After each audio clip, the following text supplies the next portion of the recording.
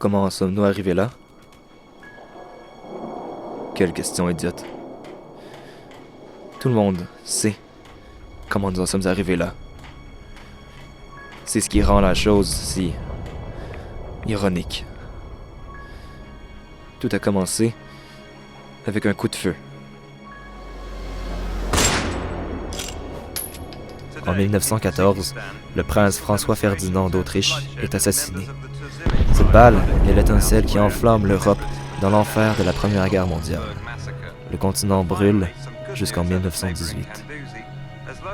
Dans les années 20, les Américains vivent leurs années folles. N'ayant pas été touchés par la Grande Guerre, ils prospèrent et s'enfoncent dans la surconsommation, établissant ainsi un mode de vie qui se propagera à travers le monde pour le siècle à venir. Dès lors, l'argent domine le monde. L'automobile devient abordable, populaire. Ses fumées courent les rues et effritent petit à petit la couche d'ozone. En 1939, l'Axe allemande, menée par le Führer, déterre la hache de guerre et relance le carnage pour les 6 années suivantes. La nature est laissée ravagée par l'industrie militaire. En 1961, Youri Gagarin est le premier d'une longue lignée de voyageurs stellaires, débutant l'aventure de la grande conquête spatiale. Dans les années 80, la guerre du Vietnam provoque la vague hippie. Ils prédisent la ruine de la planète et réclament le cessez-le-feu. Ils sont ridiculisés. Les corpos continuent leurs habitudes destructrices sans se préoccuper du coût réel de leur profit. C'est dans cet environnement en constant déclin que, en 2000, mon père naît. Il grandit et assiste impuissant, alors qu'en 2018, nous franchissons le point de non-retour.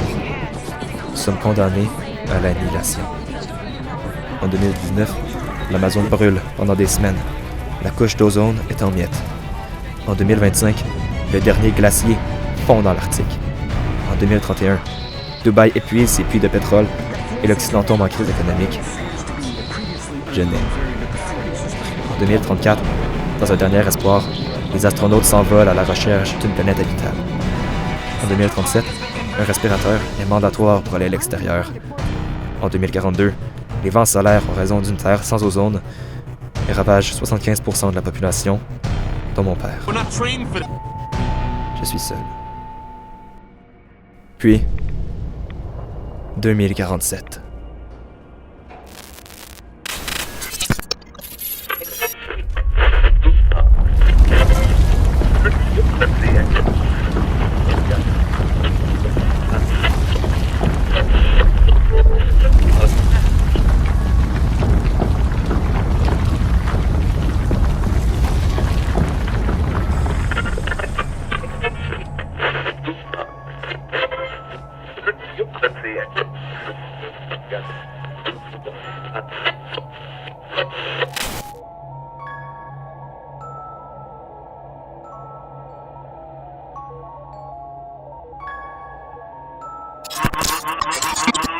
Charles Bednod.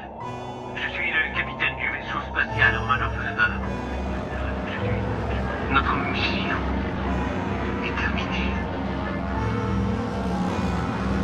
En 2047, nous avons eu l'espoir.